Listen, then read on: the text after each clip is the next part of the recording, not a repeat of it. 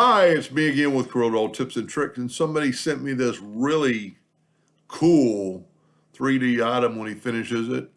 And he's got some problems with some leakage, but I just started noticing that this is 2.3, so you're off a little bit on your item if these are supposed to be parallel. But that's beside the point. That's not the question. I've drawn a rectangle around the box. And he actually had shown me which one's leaking, and this is leaking, and that's leaking, but the other ones aren't leaking. So he's got a problem with this corner. Now there's several ways you could do that, but the easiest thing to do, you know what's leaking. My suggestion would be to take this and ungroup all. I don't very seldom ungroup all. And then see if you can't grab that line. And you can see that line is kind of broken. So the shape tool should work.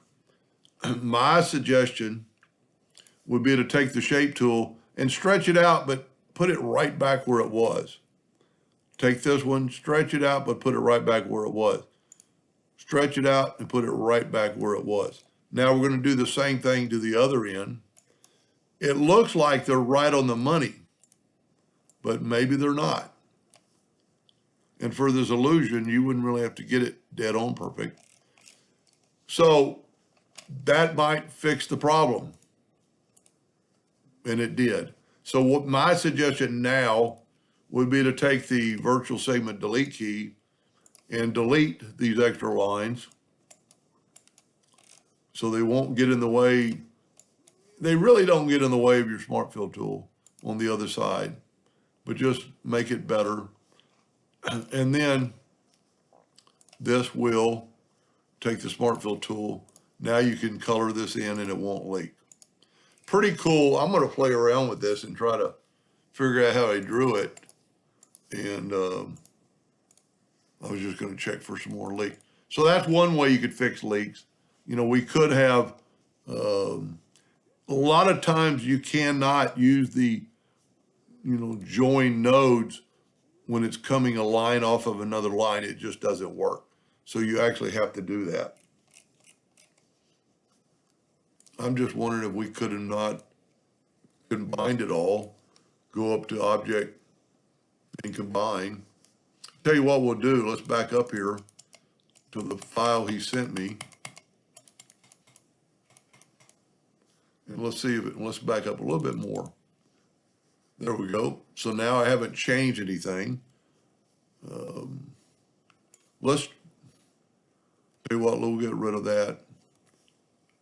And because these lines cannot be, you could, so it's go up here to Object and ungroup all. And a lot of times that still doesn't ungroup everything. But we could grab it all and then grab the shape tool and you see all the nodes. But the nodes it will close these nodes. See the nodes, but it will not close nodes on a line. So we could select all these nodes, go up to Windows, Dockers, Join Curves, and see how it probably closed these nodes, but it didn't close, it didn't close that one. Well, there's even a double line. That's probably in his drawing. Let's try joining those two nodes. Nope. A lot of times you'll have to select that line, hold down the Shift key. You know what? When you have that, there's a problem. There should not be a double line on top of each other. Anyway, we've solved the problem.